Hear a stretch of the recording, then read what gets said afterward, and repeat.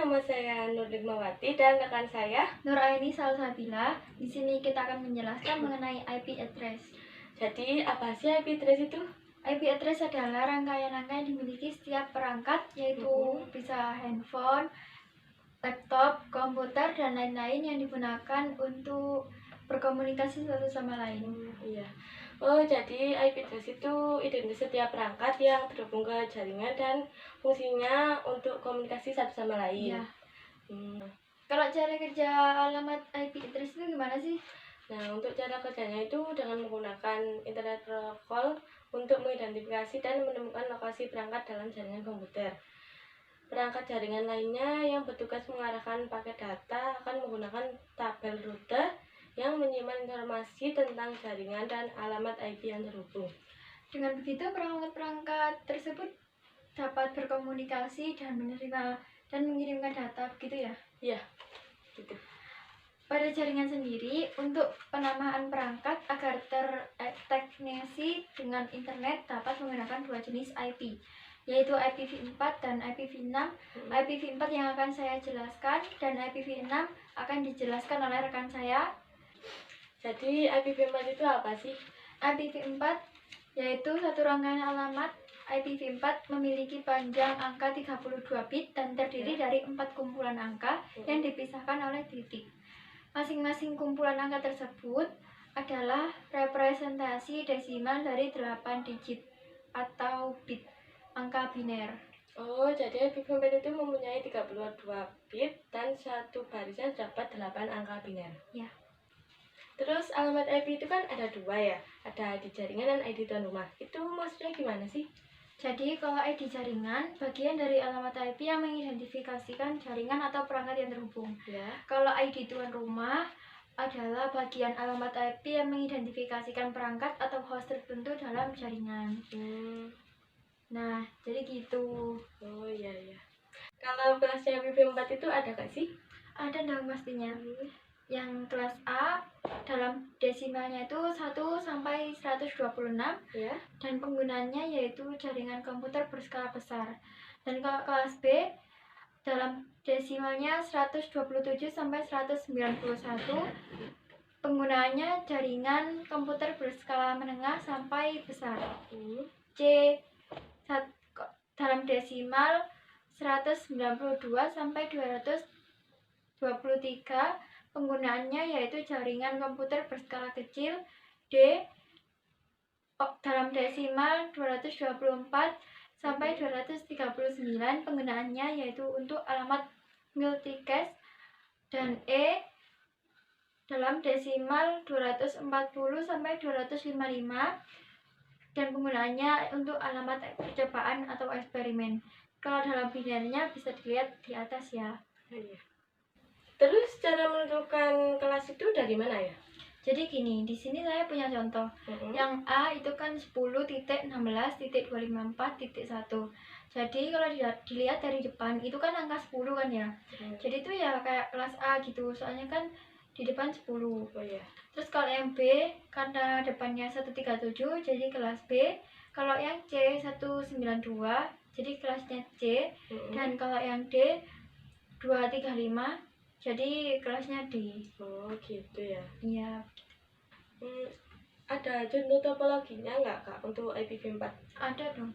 Jadi kayak di atas itu PC7 itu kan 192.168.1.12. Itu termasuk kelas apa? Termasuk kelas C karena kan 192. Oh iya. Dan untuk seterusnya itu ya angka belakangnya. Jadi kayak 12-nya itu diganti 13, 14, 15, 16 gitu. Oh, jadi harus ganti ya kayak yang iya. Oh iya. Untuk mengganti IP address secara manual pada Windows 10 itu gimana? Jadi klik kanan icon WiFi atau internet pada taskbar, lalu pilih Open Network Sharing Center, dan pada jendela network status klik pada Change Adapter Option. Pada jendela Network Connection, klik kanan pada salah satu connection yang aktif atau yang ingin dirubah dan pilih Properties. pada jendela properties akan tampil klik pada item internet protokol versi 4 TCP/IP v4 lalu klik tombol properties. Pada tampilan yang muncul, pilih atau klik item use the following IP address dan isikanlah IP address subnet mask, default gateway, dan DNS server jika dibutuhkan. Lalu klik tombol OK. Untuk memasukkan IP address itu ada cara lain. Jadi kayak masukkan IP address sesuai kasus yang kamu hadapi. Misalnya 192.168.88.12. Subnet masknya biasanya untuk penggunaan koneksi lokal adalah 255.255.255.0. Lalu untuk default gateway yang biasanya merupakan IP address yang digunakan pada router. Misalnya 192.168.88.1. Pada menu DNS server, klik opsi use the following DNS server addresses dan masukkan alamat preferred DNS server, di mana biasanya merupakan IP address yang sama dengan default gateway. Alternate DNS server dapat kamu isi sebagai opsi lain jika kamu tidak dapat terkoneksi dengan DNS server utama. Contohnya bisa kamu masukkan DNS Google, yaitu 8.8.8.8. Namun hal ini bersifat opsional, yakni bisa kamu isi, bisa juga tidak. Jika sudah selesai, maka kamu bisa langsung membuka web browser untuk mencoba apakah konfigurasinya berjalan atau tidak. Jadi gitu ya caranya? Gitu. Nah, tadi kan penjelasan saya mengenai IPv4. Jadi sekarang giliran rekan saya Nurul untuk menjelaskan mengenai IPv6. Jadi gimana sih IPv6 itu? Jadi IPv6 ini memiliki panjang angka 128 bit dan terdiri dari 8 kumpulan angka dan huruf yang dipisahkan oleh titik 2. Masing-masing kumpulan tersebut merupakan representasi desimal dari 16 angka biner. Dengan banyaknya kombinasi angka dan huruf yang ada, IPv6 dapat menampung hingga 340.282 dan seterusnya alamat. Jadi kalau IPv6 itu memiliki panjang angka 128 bit dan 8 kumpulan angka dipisahkan oleh titik 2 gitu ya? Iya, gitu. Kalau contoh IPv6 itu kayak gimana? Nah, untuk contohnya itu seperti yang di atas ini ya. Oh iya. Namun, kumpulan yang di atas itu hanya terdiri dari angka 0, biasanya tidak ditulis agar praktis. Lalu, bagian yang dihilangkan ditunjukkan dengan adanya 2 tanda titik, 2 seperti berikut. 2001.2, CDPA.2, 3257.2, 9652. Oh gitu. Terus perbedaannya IPv4 dan IPv6 itu apa ya? Untuk perbedaan dari kapasitas ya, IPv4 itu 32 bit dan IPv6 itu 128 bit. Ukuran headernya 20 oktat untuk IPv4, 40 oktat untuk IPv6. Konfigurasinya manual untuk IPv4, otomatis untuk IPv6. Mobilitas tetap terbatas, kemampuan roaming IPv4 tetap terjaga untuk IPv6. Routingnya menurun untuk IPv4, efisien untuk IPv6. Dipergunakan 1981 pada IPv4 dan pada IPv6 1999. IP size-nya opsional untuk IPv4. Nah, kalau IPv6 ini mendukung. Oh, jadi begitu ya? Ya. Nah, macam IP kan ada 2 ya, Ya. kayak IP publik dan IP privat. Coba jelasin dong.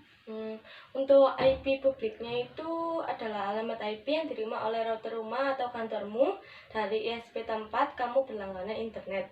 IP publik diperlukan oleh semua hardware agar bisa mengakses dan diakses dari internet seperti routermu hingga server website. Dan untuk IP privatnya adalah alamat IP berjenis privat digunakan untuk komunikasi pada jaringan lokal. Contoh perangkat yang memiliki alamat IP pribadi adalah laptop, PC, dan ponsel. Masing-masing perangkat tersebut dapat berkomunikasi dengan satu sama lain tanpa melalui koneksi internet, tetapi pada jaringan lokal. Jadi IP publik itu kayak untuk jarak jauh dan dapat digunakan untuk publik gitu ya. Iya. Nah, kalau IP privat itu untuk jaringan lokal dan digunakan untuk pribadi gitu. Kesimpulannya, Internet Protocol Address adalah suatu identitas numerik yang dilabelkan kepada suatu alat komputer, router, atau printer yang terdapat dalam suatu jaringan komputer yang menggunakan internet protokol sebagai sarana komunikasi dan memiliki dua jenis IP, yaitu IPv4 dan IPv6. IP address juga mempunyai IP publik dan juga IP privat. Nah, itu tadi penjelasan IP address dari kami. Sekian video penjelasan dari kami. Apabila ada salah kata atau kurang lebihnya, kami memohon maaf sebesar-besarnya. Wassalamualaikum warahmatullahi wabarakatuh.